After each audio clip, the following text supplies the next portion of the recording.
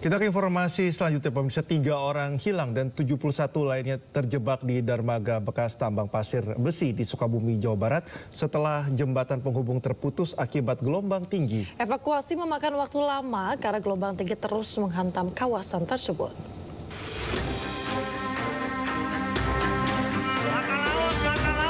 Tiga orang nelayan yang sedang memancing di dermaga bekas tambang pasir besi Desa Budi Asih, Tegal Bulet, Sukabumi, Jawa Barat terombang-ambing saat tergulung ombak besar. Warga dan nelayan yang berada di pinggir pantai pun hanya bisa pasrah menyaksikan tetangganya berulang kali timbul tenggelam di sela puing kayu. Setelah sekian lama terombang-ambing, ketiganya pun akhirnya dinyatakan hilang. Gelombang besar juga membuat jembatan besi yang menjadi akses menuju dermaga terputus. Akibatnya 71 nelayan yang sedang memancing di ujung dermaga terjebak dan tidak bisa kembali ke darat. Kondisi ini tentu saja membuat keluarga yang ditinggal khawatir. Emang suami ibu bersama anak ibu itu mencari ikan seperti apa, Bu? Memancing, Pak. Memancing. Jadi memancing ke dermaga gitu ya? Iya, sering sih, tapi nggak pernah kayak ini. Baru kali ini. Ya. Memancing, itu ada informasi berapa orang yang semua terjebak, Bu? Katanya 72 bersama suami saya pun katanya. Dan di catatan juga melihat 72.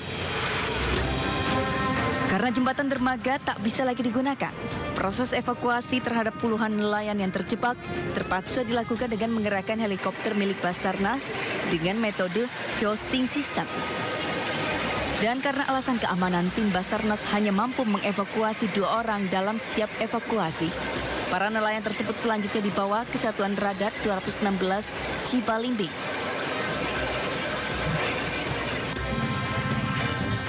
Evakuasi korban sudah berhasil terselamatkan dari 74 orang, 50 sudah kita evakuasi melalui jalur udara, yaitu menggunakan heli, baik heli dari Basarnas maupun heli dari TNI Angkatan Udara.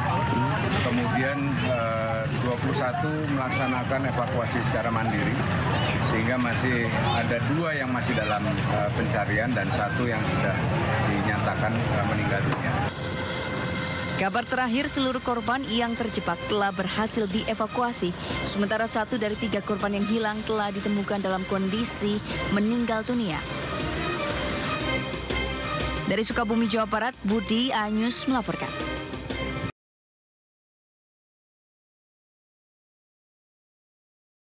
Dilanda banjir, sejumlah sekolah di Kabupaten Aceh Singkil terpaksa diliburkan. PLT Kepala Dinas Pendidikan dan Kebudayaan meminta agar pihak sekolah menggelar belajar mengajar secara daring.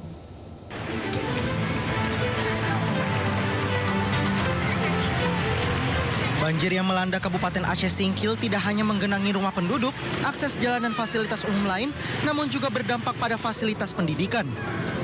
Belasan sekolah dari jenjang PAUD, SD, SMP hingga SMA pun ikut terendam banjir dengan ketinggian hampir 50 cm.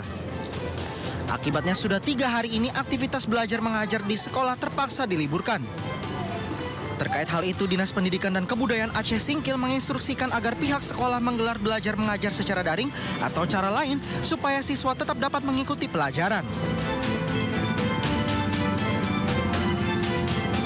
Jadi kita sampaikan kepada kepala-kepala sekolah kemarin bahwasanya agar kita mencari alternatif bagaimana pembelajaran ini bisa berjalan, tetapi keamanan anak-anak, keselamatan anak-anak itu tetap menjadi prioritas. Sebelumnya, sejumlah sekolah di Kecamatan Simpang Kanan juga sempat diliburkan, namun saat ini telah kembali beraktivitas. Dari Kabupaten Aceh Singkil Aceh, Suparman Munte, iNews melaporkan. Pemirsa, sidang perdana kasus kekerasan terhadap anak oleh pemilik daycare sekaligus influencer parenting digelar di Pengadilan Negeri Depok, Jawa Barat. Sidang sempat ditunda karena terdakwa dalam kondisi hamil 6 bulan.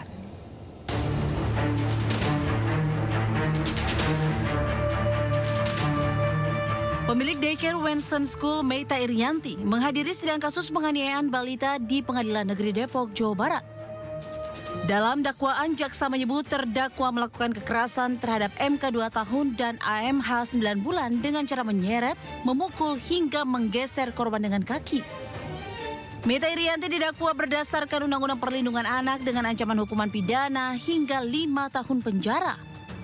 Menendang kaki kanan anaknya juga sebanyak 3 kali, menggunakan kaki kiri dan memukul mata kanan anaknya juga sebanyak 1 kali, memukul tangan.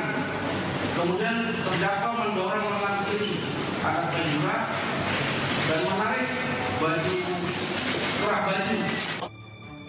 Sementara itu pihak terdakwa menolak isi dakwaan, namun tidak mengajukan eksepsi. Terdakwa juga memohon dipindah menjadi tahanan rumah karena sedang hamil 6 bulan. Polres juga sempat ada tiusan beberapa kali di Ciwodong juga, makanya kita minta ke ketua pengadilan demi keadilan kalau bisa dipindahkan menjadi tahanan rumah. Sidang akan dilanjutkan pada Rabu depan dengan agenda pemeriksaan saksi yang dihadirkan jaksa penuntut umum. Dari Depok, Jawa Barat, Yung Rizky, iNews melaporkan. Pemirsa, mantan anggota Reskrim Polresta Kupang, Ibda Rudi Soik, resmi diberhentikan dengan tidak hormat. Pemberhentian itu tidak hanya buntut pelanggaran kode etik polisi dalam pelanggaran SOP pemasangan polis lain di lokasi penyelewengan BBM bersubsidi, tetapi juga ada 7 kasus yang ikut memberatkan Ibda Rudi. Ibda Rudi Soik resmi diberhentikan dari institusi kepolisian melalui sidang kode etik dugaan pelanggaran SOP pemasangan garis polisi di 2 tempat yang diduga menjadi tempat penyelewengan BBM bersubsidi.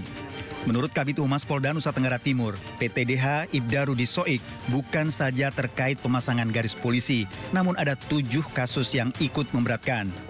Di antaranya laporan pelanggaran disiplin, berada di tempat hiburan pada jam dinas, serta tidak berkantor selama 3 hari berturut-turut. Apa yang bersangkutan kemudian diputus PTDH karena ada alasan-alasan yang memberatkan, salah satunya 7 kasus yang disampaikan tadi. Sehingga itu menjadi pertimbangan bahwa yang bersangkutan dianggap tidak bisa lagi meneruskan tugas sebagai anggota kepolisian. Rencananya, Rudi Soik akan melakukan banding atas putusan PTDH terhadap dirinya. Sementara terduga penimbun BBM ilegal Al-Ghazali kembali melaporkan Ibda Rudi ke Polda Nusa Tenggara Timur atas dugaan pemfitnahan serta pencemaran nama baik lewat media. Dari Kupang, Nusa Tenggara Timur, Eman Suni melaporkan. Anda kembali di Sinta Today, pemirsa. Massa yang tergabung dalam Studi Demokrasi Rakyat SDR menggelar aksi di depan Gedung Merah Putih KPK Jakarta. Dalam aksinya mereka menagih janji KPK untuk menjadikan Kepala Bappenas sebagai tersangka dalam kasus dugaan korupsi impor beras.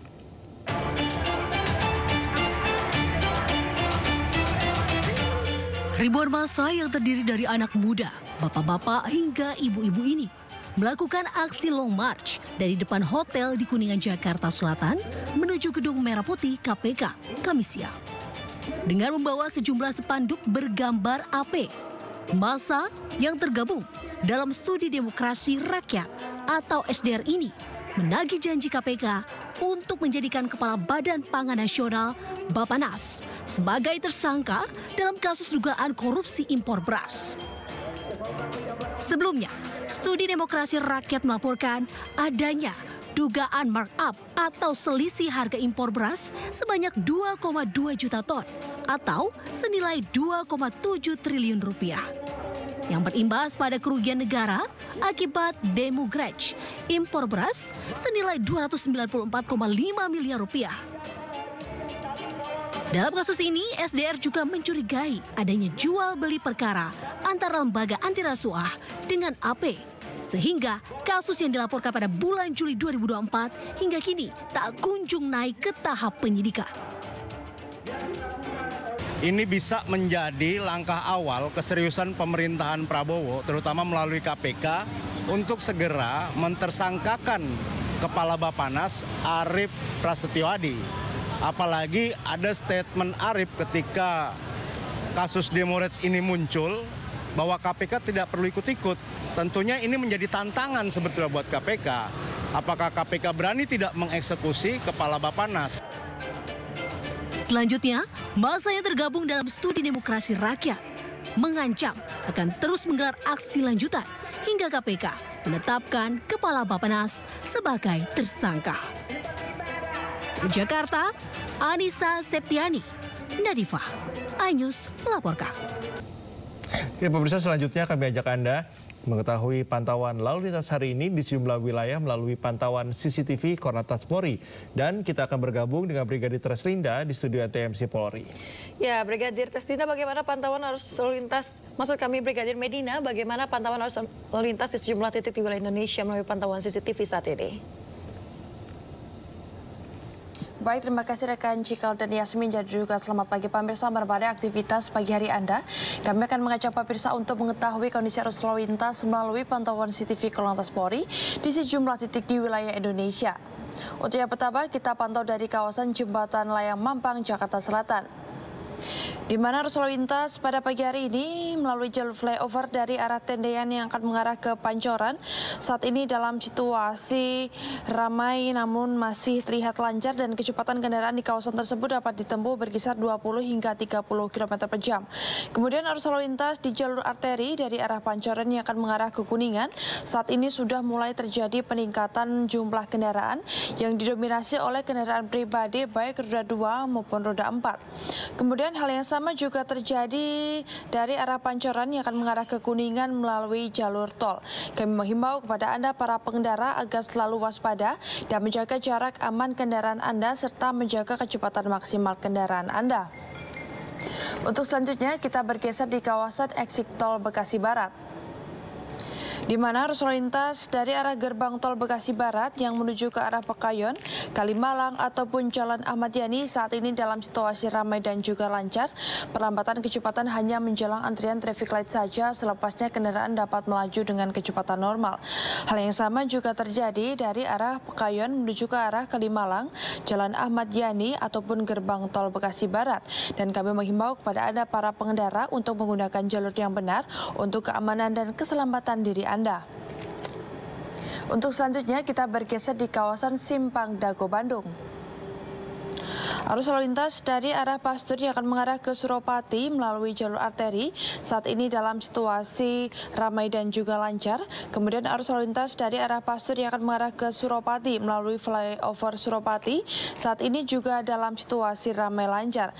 Kemudian arus lalu lintas dari arah Juanda Atas yang akan mengarah ke Juanda Bawah saat ini sudah mulai terjadi peningkatan volume arus kendaraan yang didominasi oleh kendaraan pribadi roda 2 dan juga roda 4. Kami menghimbau kepada Anda para pengendara agar selalu waspada, mengingat seringkali dijumpai angkutan umum yang menaik turunkan penumpang di bahu jalan yang menjadi salah satu faktor ketersendatan yang perlu Anda antisipasi.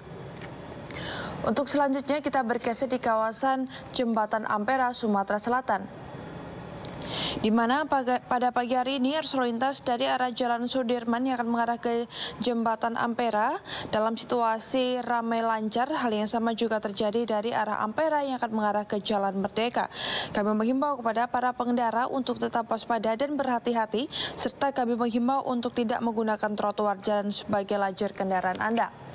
Dan pemirsa, berdasarkan data IRSMS Korlantas Polri, angka kecelakaan lalu lintas di seluruh Indonesia selama 1 kali 24 jam terjadi sebanyak 168 kasus laka lantas dengan rincian 25 meninggal dunia, 26 luka berat dan 213 luka ringan.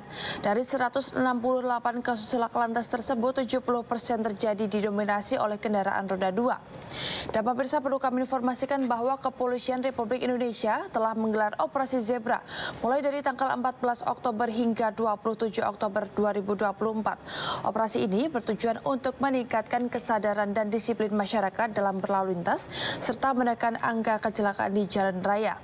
Dan bagi Anda yang ingin mengupdate informasi selengkapnya seputaran arus lalu lintas, Anda dapat menghubungi call center kami di 1500669 ataupun melalui SMS kami di 9119.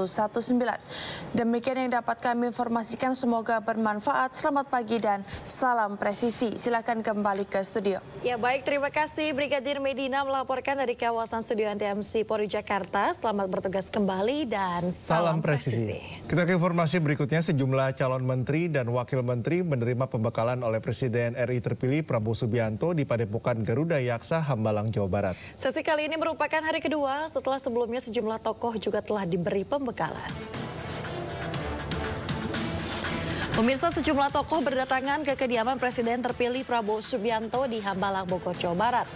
Kedatangan mereka untuk menerima pembekalan hari kedua.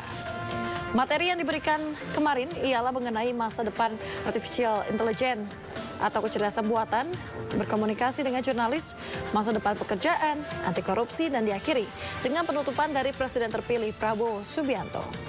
Pembekalan dilakukan agar para pejabat di pemerintahan Prabowo Gibran memahami arah kebijakan pemerintahan ke depan.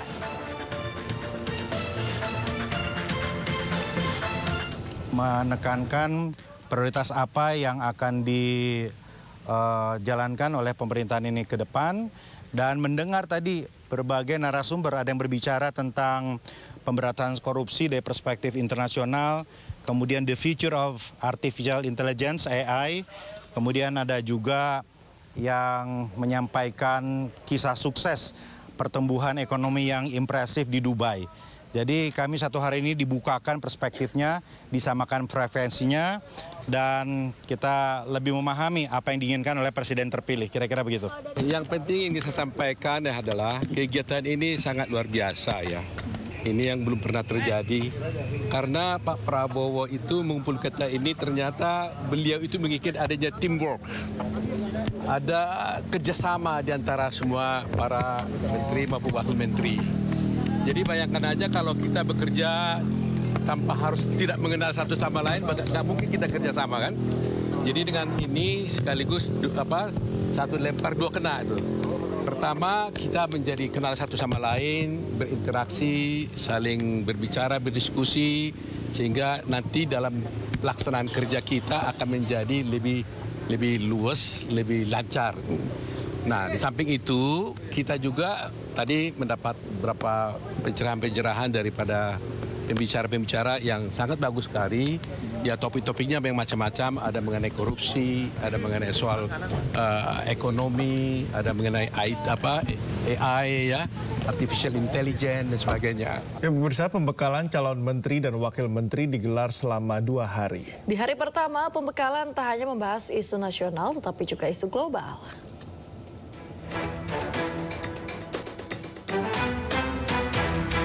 Sejumlah calon menteri dan wakil menteri hadir di pembekalan hari pertama Kabinet Prabowo Gibran. Tidak hanya dihadiri oleh Presiden RI terpilih Prabowo Subianto, Wakil Presiden RI terpilih Gibran Rakabuming Raka juga hadir dalam pembekalan hari pertama. Sementara Menteri Koordinator Hukum dan HAM Yusril Iza Mahendra mengunggah foto bersama Presiden terpilih Prabowo Subianto dan Wapres terpilih Gibran Rakabuming Raka usai mendapatkan pembekalan dari Prabowo tentang geopolitik dan kesuksesan sebuah negara. Pembekalan digelar selama 2 hari sejak Rabu 16 Oktober hingga Kamis 17 Oktober. Acara digelar di kediaman Prabowo di Hambalang, Bogor, Jawa Barat. Dari Bogor, Jawa Barat, Tim Liputan iNews melaporkan. Jumlah kementerian dalam kabinet pemerintahan Presiden terpilih Prabowo Subianto berpotensi bertambah dari 34 menjadi 44. Penambahan tersebut akan menjadikan Indonesia sebagai salah satu negara dengan jumlah kementerian terbanyak di dunia. Lantas berapa jumlah kementerian di negara-negara ASEAN dan maju? Berikut informasinya untuk Anda.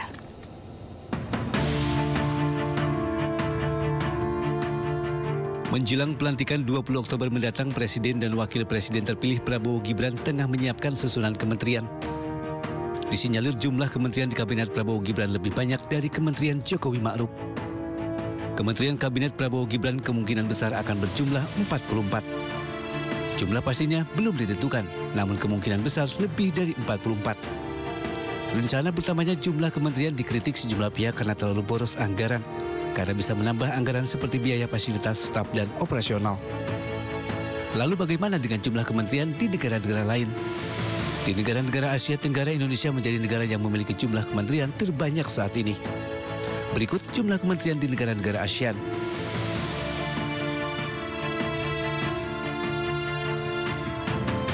Lalu bagaimana jumlah kementerian di negara-negara maju? Jumlah menteri di negara-negara maju cenderung lebih sedikit dibandingkan Indonesia. Berikut jumlah kementerian di negara-negara maju. Tim Liputan iNews melaporkan. Jaksa Agung ST Burhanuddin ada di antara puluhan calon menteri yang hadir di Hambalang, Kabupaten Bogor. Selama memimpin kejaksaan sejak tahun 2020, setidaknya ada 6 kasus mega korupsi yang ditangani. Namun 2 di antaranya masih menjadi pekerjaan rumah yang harus diselesaikan.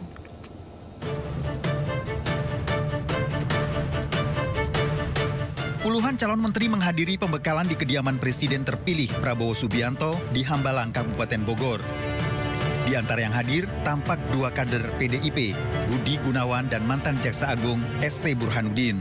Sebelum mengakhiri masa jabatannya, ST Burhanuddin mendapat penghargaan dari Universitas Hasanuddin. Kajian kejaksaan yang diusut, siapa tahu nanti kajian yang ada di Makassar, mungkin nanti Pak Jaminter, Pak Japido siapa aja, dapat kita dorong untuk lebih baik lagi.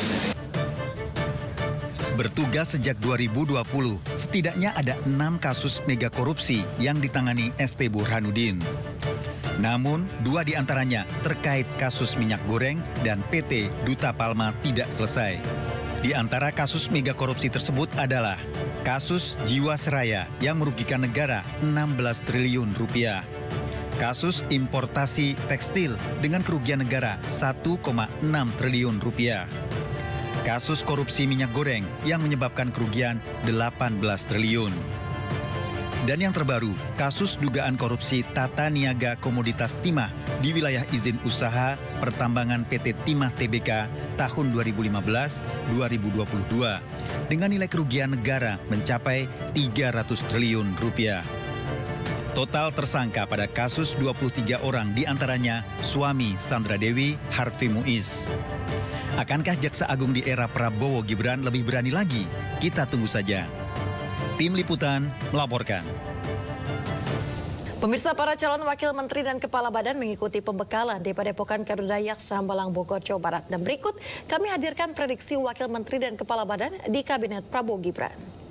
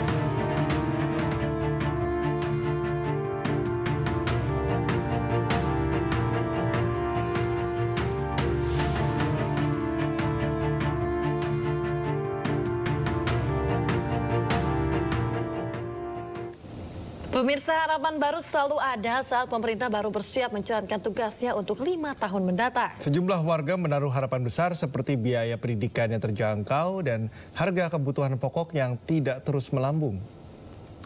Indonesia semoga lebih maju di tangan mereka, anak muda makin berkembang, dan infrastruktur makin berjalan dengan baik. Sektor mungkin di sisi pembangunan, di ekonomi, sama kesehatan ya. Negara kita tetap aman, kedua untuk ekonomi kita harga-harga terjangkau untuk kepada masyarakat, ya untuk pendidikan juga istilahnya kita sebagai orang tua menginginkan anak-anak kita supaya lancar dalam berpendidikan gitu. Semua saya kenal dan semuanya orang-orang baik-baik. Ya mau apa lagi? Sudah. Pemirsa, Muhammad Herindra resmi menjadi Kepala Badan Intelijen Negara menggantikan Budi Gunawan. Keputusan tersebut disampaikan Ketua DPR RI Puan Maharani usai rapat paripurna DPR.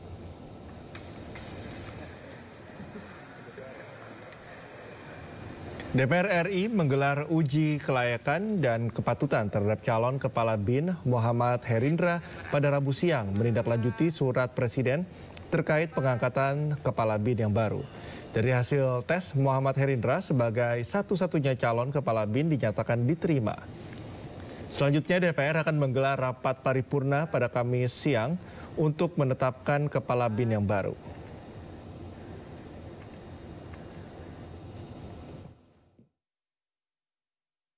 Ya, setelah disetujui oleh rapat paripurna, proses mekanismenya adalah nanti kemudian kami akan berkirim surat kepada Presiden terkait dengan persetujuan ini, dan terkait dengan pelantikan tentu saja nanti kami menunggu dari pemerintah silakan kapan akan dilantiknya. Pemirsa, Presiden terpilih Prabowo Subianto genap berulang tahun ke-73 Kamis kemarin. Perayaan kecil pun digelar di sela sesi hari kedua pembekalan calon wakil menteri kabinetnya di Hambalang, Kabupaten Bogor.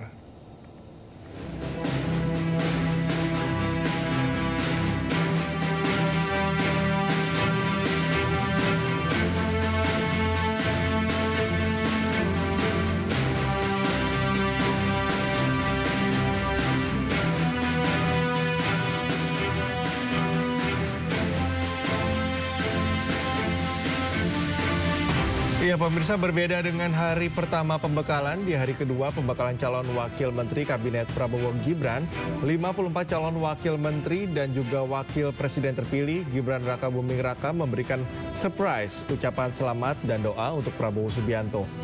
Nampak puluhan para calon wakil menteri bahkan bernyanyi bersama di hari bahagia Prabowo.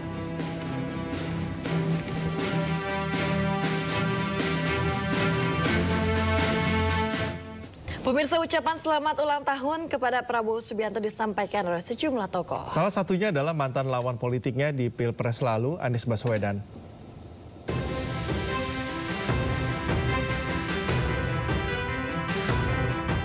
Karangan bunga ucapan selamat ulang tahun berdatangan di depan kediaman Presiden terpilih Republik Indonesia Prabowo Subianto. Tidak hanya karangan bunga, ucapan selamat pun disampaikan melalui media sosial. Menariknya, mantan lawan politiknya di Pilpres 2024 Anies Baswedan mengucapkan selamat ulang tahun untuk Prabowo. Ucapan diberikan melalui akun media sosialnya. Ucapan selamat juga diberikan oleh para calon menteri kabinet Prabowo Gibran. Erick Thohir, calon menteri yang saat ini menjabat sebagai Menteri BUMN, mengucapkan selamat ulang tahun melalui akun media sosialnya. Tidak lupa Erick memberikan doa untuk kesuksesan pemerintahan Prabowo Gibran. Selain Erick Thohir, Agus Harimurti Yudhoyono juga mengucapkan selamat ulang tahun untuk Prabowo melalui akun media sosialnya. AHY juga mendoakan pemerintahan Prabowo berjalan lancar. Menteri Keuangan Presiden Joko Widodo sekaligus calon Menteri Kabinet Prabowo Gibran Sri Mulyani juga mengucapkan selamat kepada Prabowo Subianto. Doa terbaik untuk Presiden terpilih RI disematkan oleh Sri Mulyani.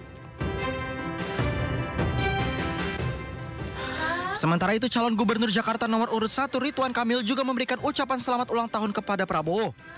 RK memberikan doa dan harapan terbaik pada hari ulang tahun Prabowo.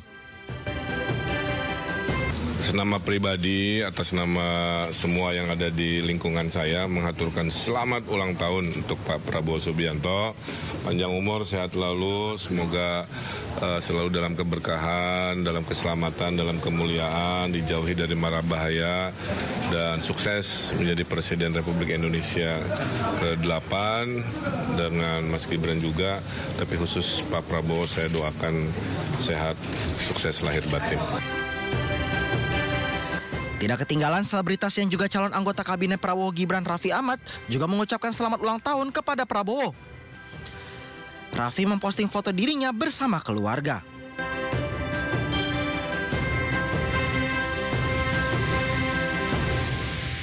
Pemirsa, Presiden terpilih Prabowo Subianto bertemu dengan Ketua Umum Partai Politik di Kantor Kementerian Pertahanan Jakarta. Pertemuan ditenggarai terkait susunan kabinet dan kepala lembaga pemerintahan.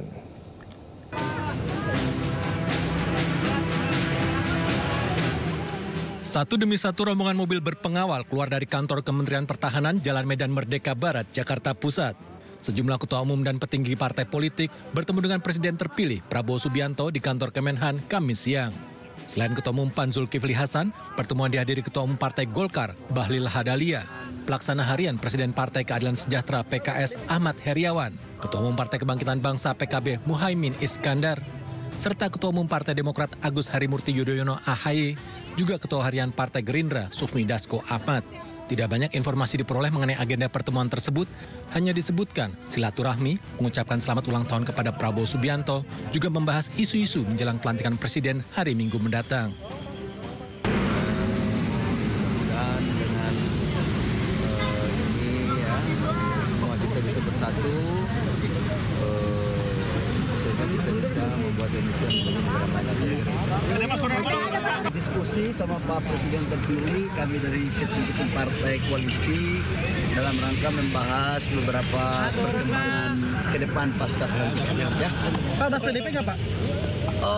Tadi saya pikir nggak ada pembahasan itu ya. Kita bahas negara atau belum bahas partai ya. Pak Surya juga hadir Pak, posisi menteri dibahasnya Pak? Nanti diumumkan oleh Pak Prabowo ya. Tadi berarti dibahas Pak ya? Makasih ya. Pelantikan Presiden, kemudian pemerintahan baru terbentuk, kabinet baru terbentuk, bisa segera bekerja. Jadi tidak lama-lama, setelah itu bisa segera bekerja. Tentu ini membutuhkan kerjasama sekaligus juga tentunya koordinasi antar sesama partai pengusung Pak Prabowo dan juga anggota koalisi. Mas AHY ini bareng sama Pak SP nggak sih Mas terjadwalnya? Kenapa? Bareng sama Pak SP nggak sih? Saya nggak ketemu. Oke. Menjelang pelantikan Presiden serta pembentukan kabinet, tensi politik semakin meningkat. Pembicaraan politik ditengarai makin intens saat Presiden terpilih Prabowo Subianto menyusun kabinet dan kepala lembaga pemerintahan.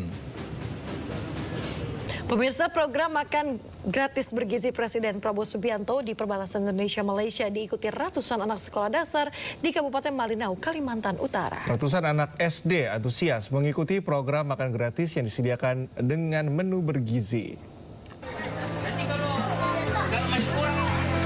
Program makan gratis bergizi pertama kali digelar di SDN 02 Malinau, wilayah perbatasan Indonesia-Malaysia di Kabupaten Malinau, Kalimantan Utara. Ratusan anak sekolah dasar ini antusias mengikuti program makan gratis yang disediakan dengan menu bergizi lengkap.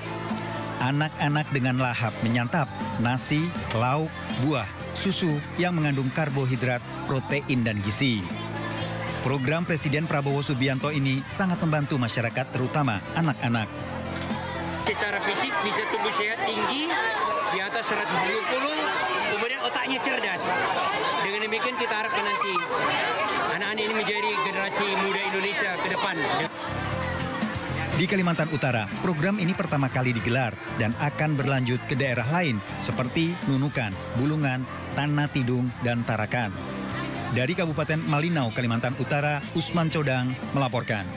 Pemirsa, Presiden Republik Indonesia Joko Widodo meresmikan Gedung Amanah di Ladang Aceh Besar. Ya, Gedung Amanah memiliki berbagai fasilitas untuk mengembangkan kreativitas anak muda Aceh. Amanah Youth Creative Hub memiliki segudang fasilitas mulai dari ruang seminar, laboratorium, pengolahan kopi, pengolahan minyak nilam, kafe, hingga rumah teknologi untuk mengembangkan kreativitas anak muda Aceh. Amanah memiliki berbagai fokus dalam pengembangannya, diantaranya sektor pertanian, peternakan, dan perikanan. Di bidang pertanian, Amanah mengelola lahan pertanian di Kecamatan Perlak Barat. Kampung Inovasi juga dibentuk untuk meningkatkan produktivitas hasil panen dan meningkatkan harga jual gabah dari para petani. Presiden Joko Widodo memberikan apresiasi kepada Amanah karena memiliki program sehingga berbagai produk diolah secara modern untuk meningkatkan nilai jual. Coba packaging seperti ini berkelas dan akan kita dapatkan nilai tambah yang luar biasa. Kalau semua produk komoditas yang ada di Aceh ini kita jadikan barang-barang seperti ini. Untuk masa depan anak muda Aceh, mereka melihat Amanah, melalui Amanah ini membawa harapan akan masa depan mereka untuk lebih makmur, lebih sejahtera, dan lebih maju. Insya Allah program Amanah ini harus terus bisa berkelanjutan, Bapak. Pemirsa, kemarin Wakil Presiden Ma'ruf Amin berpamitan kepada pegawai Sekretariat Wakil Presiden dan jurnalis. Ya, pasca pensiun, Ma'ruf Amin akan tetap berkecimpung di dunia politik sambil kembali mengabdi sebagai kiai. Silaturahmi dalam rangka perpisahan jelang purna tugas Wapres Ma'ruf Amin digelar di Auditorium Istana Wakil Presiden Jakarta. Ma'ruf Amin hadir bersama sang istri. Selain memberikan kesan dan pesan selama bekerja bersama, acara ini juga diisi dengan tarian, topeng, persembahan para pegawai. Sementara dari kalangan awak media memberikan lukisan karikatur Ma'ruf Amin sebagai kenang-kenangan. Saat pensiun sebagai Wapres, Ma'ruf Amin mengatakan tetap berkecimpung di dunia politik sebagai Dewan Syuro Partai Kebangkitan Bangsa. Dirinya juga mengaku akan kembali mengabdi sebagai seorang kiai. Meski tugasnya baru resmi berakhir pada 20 Oktober, Ma'ruf Amin sudah tidak lagi tinggal di rumah dinas Wakil Presiden. Saya sudah pindah rumah. Dan sudah pulang ke rumah yang baru? Ya, walaupun belum selesai, saya karena kan beberapa hari lagi. Saya sudah niat bahwa sebelum tanggal 20 saya sudah harus pindah rumah.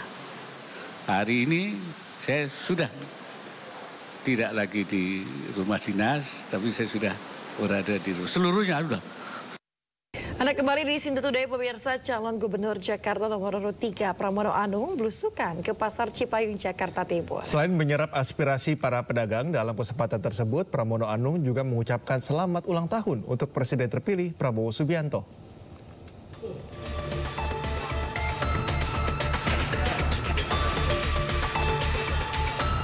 Pramono Anung belusukan ke Pasar Munjo Cipayung, Jakarta Timur. Tiba di lokasi, calon gubernur Jakarta nomor urut 3 ini langsung disambut para pedagang. Pramono sempat berkeliling pasar dan berdialog dengan para pedagang dan warga. Calon gubernur Jakarta dari PDIP ini belanja masalah terkait keluhan para pedagang pasar. Ia mengatakan jika terpilih nantinya akan menciptakan terobosan baru untuk meningkatkan UMKM, terutama kesejahteraan pedagang pasar. Ia juga mengaku akan menjaga harga pasar hingga tidak merugikan para pedagang maupun para pembeli. Ia juga menyoroti besarnya retribusi saat ini yang dianggap mencekik para pedagang pasar Munjul ini. Ada perda baru yang keluar, yang sebelumnya pungutannya hanya 4.000 menjadi 15.000. Naiknya 350 kali, sehingga ini sangat menyulitkan bagi para pedagang yang ada. Dan tadi saya hampir semuanya keluhannya sama, omsetnya turun, retribusinya malah dinaikkan. Dalam kesempatan ini, Pramono juga mengucapkan selamat ulang tahun kepada Presiden terpilih Prabowo Subianto. Ia juga mendoakan agar Prabowo bisa menuntaskan persoalan ekonomi di Indonesia. Dari Jakarta, Jen Cahayani, Tri Julianti melaporkan. Pemirsa, Cagup Provinsi Jakarta nomor urut 1 Ridwan Kamil hadir dalam diskusi talk show kepemudaan DPP Partai Golkar di Slipi, Jakarta Barat. Ridwan Kamil lantas memaparkan mengenai peran generasi muda dalam konteks kemajuan menuju Indonesia Emas 2045.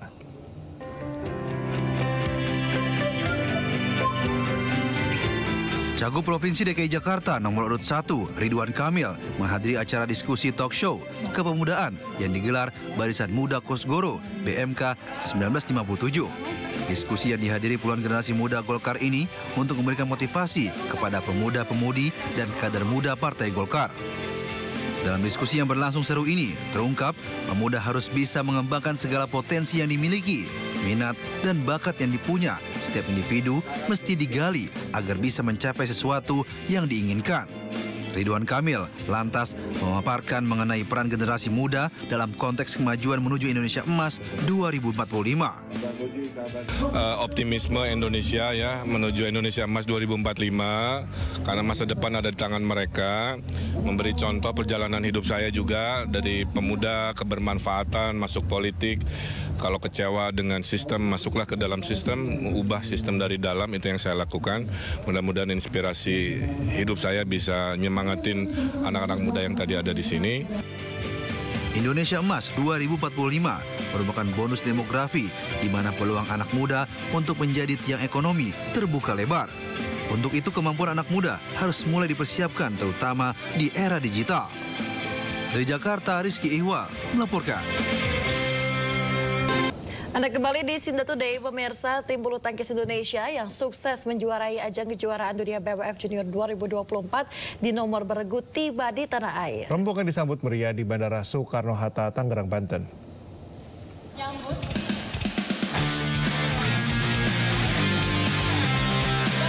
Tim bulu tangkis Indonesia yang sukses menjuarai ajang kejuaraan dunia BWF Junior 2024 di nomor beregu tiba di tanah air.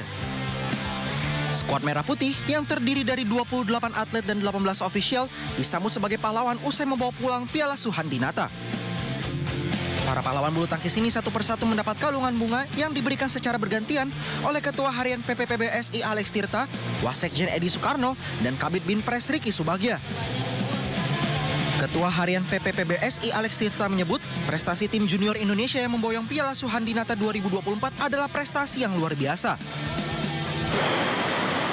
Keberhasilan tersebut menunjukkan bahwa pemain-pemain junior Indonesia tidak hanya memiliki kualitas teknik dan fisik yang bagus, tetapi juga membuktikan bahwa pemain junior kita memiliki kekompakan dan mentalitas yang sangat tangguh. Keberhasilan ini merupakan awal yang sangat baik bagi pemain junior untuk menatap masa depan agar prestasi bulu tangkis Indonesia terus berjaya dan kelak mampu menjaga supremasi di pentas dunia. Dalam kejuaraan yang berlangsung di Nanshan, China pada 30 September hingga 5 Oktober lalu, tim bulu tangkis junior Indonesia menjadi yang terbaik pada nomor beregu dengan mengalahkan tuan rumah China dengan skor 110-103. Keberhasilan ini membawa tim Garuda Muda memboyong Piala Suhandinata, lambang supremasi tertinggi kejuaraan dunia bulu tangkis beregu campuran junior. Ini merupakan trofi kedua Indonesia setelah terakhir kali juara pada tahun 2019 di Rusia.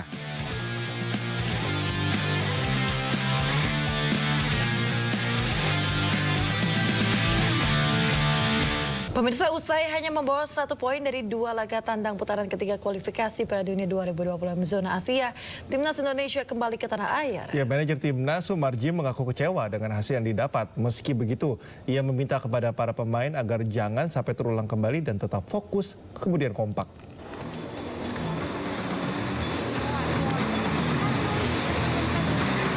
Timnas Indonesia kembali ke tanah air melalui Bandara Soekarno-Hatta, Tangerang, Banten. Skuad Garuda pulang usai hanya membawa 1 poin dari 2 laga tandang putaran ketiga kualifikasi Piala Dunia 2026 zona Asia melawan Bahrain dan Cina. Manajer Timnas Sumarji mengaku kecewa dengan hasil yang didapat. Meski begitu, ia meminta kepada para pemain agar jangan sampai terulang kembali, tetap fokus dan menjaga kekompakan. Ya, jadi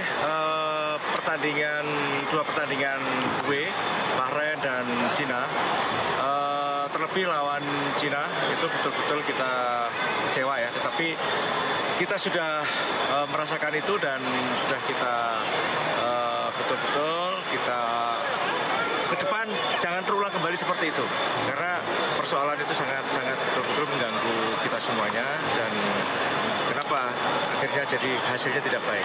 Itu yang penting adalah bagaimana kekompakan di tim dan juga kebersamaan, itu penting banget. Dari 2 laga tandang, Indonesia bermain imbang 2-2 melawan Bahrain dan kalah 1-2 dari Cina pada grup C putaran ketiga kualifikasi Piala Dunia 2026 zona Asia. Hasil ini membuat Indonesia berada di peringkat 5 klasemen sementara dengan 3 poin.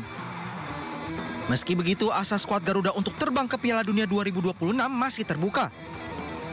Indonesia akan melanjutkan petualangan mereka di kualifikasi pada November mendatang dengan menjamu Jepang dan Arab Saudi.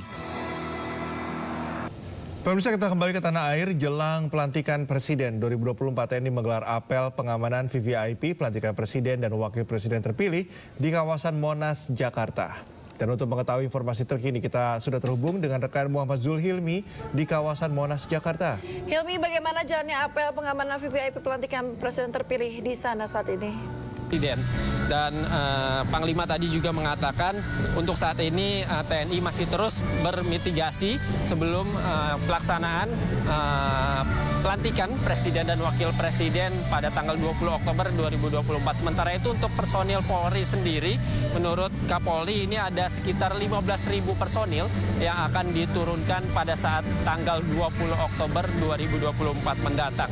Dan nantinya baik personil TNI maupun Polri ini akan disebar di beberapa titik begitu, mengingat nantinya ada beberapa objek vital yang akan menjadi konsentrasi pada acara 20 Oktober 2024 seperti di Istana Negara, kemudian ada juga di gedung DPR MPR, dan nantinya seluruh personil TNI Polri ini akan bersiaga untuk menjalankan begitu pelantikan Presiden dan Wakil Presiden pada tanggal 20 Oktober 2024. Tentunya kita akan melihat bagaimana nantinya pengamanan begitu yang akan dilakukan oleh TNI dan juga Polri. Demikian Yasmin dan juga Cikal. Baik, terima kasih Hilmi atas informasinya. Selamat bertugas kembali.